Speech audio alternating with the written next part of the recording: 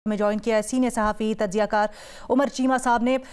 उमर, आपने खबर सबसे पहले दी थी कि 1 जनवरी को निकाह हुआ बानी तहरीक इंसाफ और बुशरा बीबी का, और आज अदालत में भी बुशरा बीबी ने इस बात का इतराफ़ कर लिया। अब फैसला आया है, 7 साल कैद और 5-5 लाख रुपए जुर्माना आयद किया गया है इस केस में, क्या कहेंगे?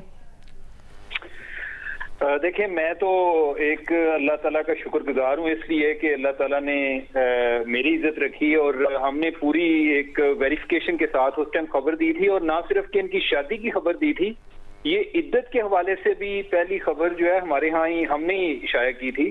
और उस टाइम आपके नॉलेज में होगा कि खान साहब भी इस चीज को जुटला रहे थे 1 जनवरी के हवाले से, और ये आज तक अब से 1-2 दिन पहले तक ये बात पे जुटलाते रहे हैं कि ये 1 जनवरी को निकाह नहीं हुआ या इद्दत के हवाले से। तो ये बातें अल्टीमेटली दुरुस्त साबित हुई। उस टाइम तो हमारी बहुत ज्यादा ट्रोलिंग कर रहे थे यही लोग, ना सिर्फ ट्रोलिंग की बल्कि पैमरा में हमारे पास ये कंप्लेन लेकर गए कि हमने झूठी खबर दी है तो इनके खिलाफ कार्रवाई की जाए। तो उस टाइम किसी ने नहीं सोचा था, बशमूल मेरे या आप लोगों ने, कि एक दिन इनके खिलाफ ये झूठी खबर पर भी कोई कार्रवाई होगी।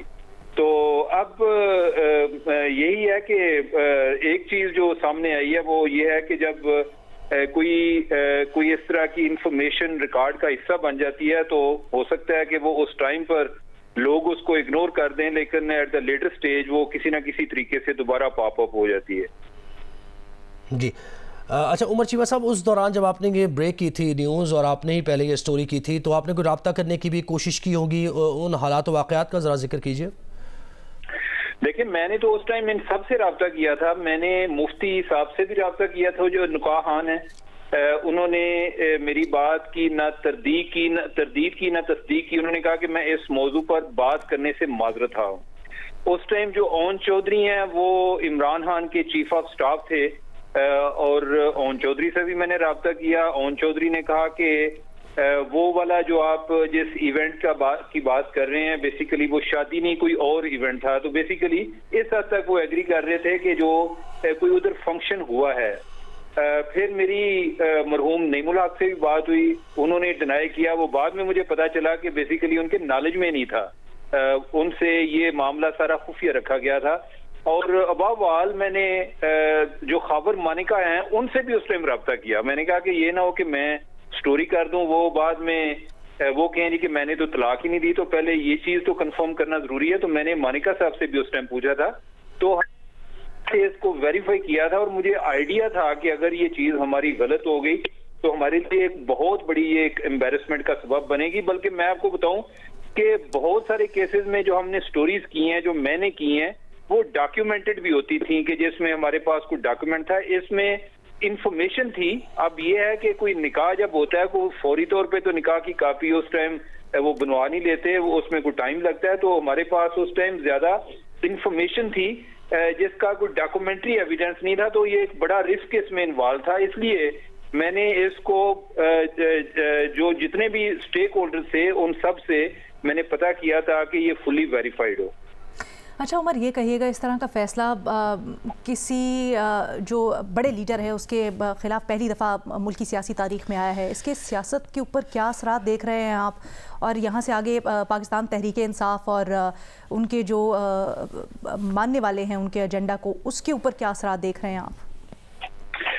देखिए, इसका जो उनके मानने वाले हैं ना, ये एक तो हमारे यहाँ तासुर ये होता है जी कि मानने वालों पर कोई फर्क नहीं पड़ता, मानने वालों पर काफी फर्क पड़ता है। बाज़ औक़ात ये होता है कि वो जो ना मानने वाले हैं उनके सामने वो इनकारी होते हैं, लेकिन जब वो अकेले बैठते हैं तो वो सोचते हैं कि इस बंदे ने हमारे साथ गलत बयानी तो की है।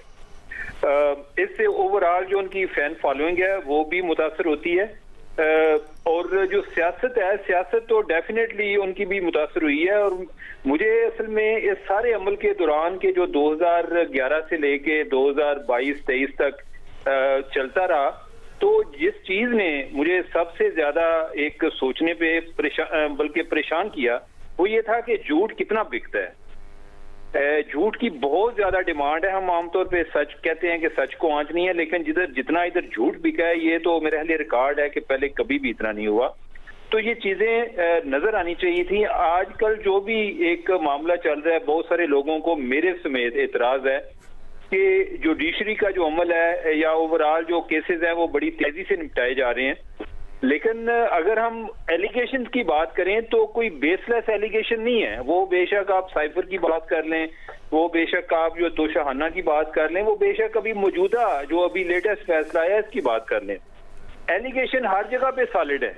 हाँ, ये हो सकता है कि उस प्रोसेस जो है वो काफी तेज चल रहा है और हमारे पास माजी की एग्जांपल भी है कि जिधर प्रोसेस जो है स्लो चलता है उधर इतनी छूट ली गई है कि एक केस जैसा फॉरेन फंडिंग का केस है वो 8 साल चलता रहा, बार बार टेक्निकल ग्राउंड पे उसमें स्टे आते रहे। तो लिहाजा कोई अगर कभी एक साइड से जाती होती कभी दूसरी साइड की। लेकिन उमर एक बात कहिएगा, इतने साल बाद ये अदालत में भी सवाल उठा कि इतने साल बाद खबर मानिका का सामने आना और फिर आकर ये केस दायर करना शकूक शुबहात को जन्म देता है, सवालिया निशान खड़ा करता है।